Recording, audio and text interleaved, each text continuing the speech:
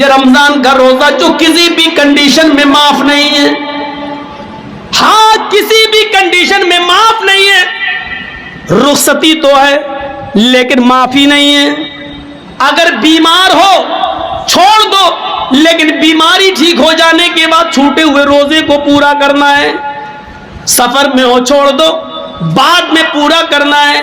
یہ روزہ اتنا زبردست فریضہ ہے کہ رمضان کے مہینے میں اگر عورتیں پیریڈ سے ہو جائیں، ان کو مہینہ شروع ہو جائے تو وہ نماز بھی چھوڑیں گی اور روزہ بھی چھوڑیں گی۔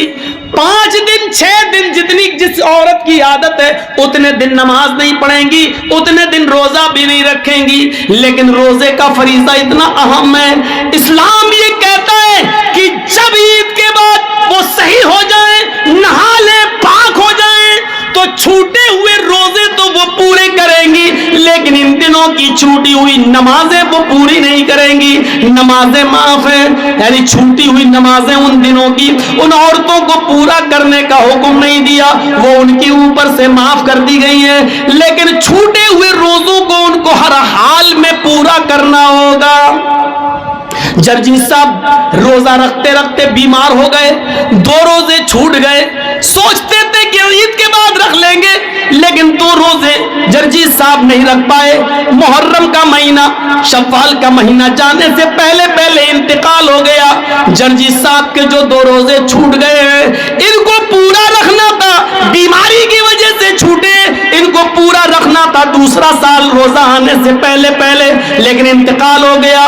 تو یہ مرنے کے بعد بھی میرے اوپر سے معاف نہیں ہے، اب یہ چھوٹے ہوئے 2 روزے میری اولاد پورا کرے گی، میری بیوی رکھے گی، میری بہن رکھے گی، میرا باپ رکھے گا، میرے خون کا کوئی رشتہ ہوگا وہ رکھے گا۔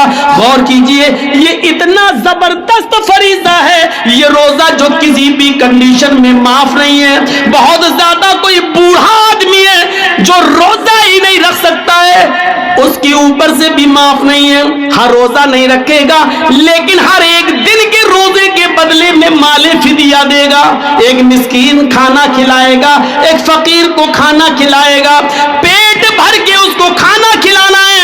اب چاہے تو 30 دن کا اکٹھا اس کو دے دے، یا 30 دن اپنے گھر میں بلا کر کھلائے، یا 30 دن کے کھانے کا راشن اس غریب آدمی کے گھر میں پہنچا دے۔ لیکن راشن پہنچانے سے پہلے سمجھ لینا، صرف چاول پہنچاؤ گے تو نہیں چلے گا، راشن جب پہنچاؤ گے تو 30 دن کا پورا راشن پہنچانا پڑے گا۔ یہاں اس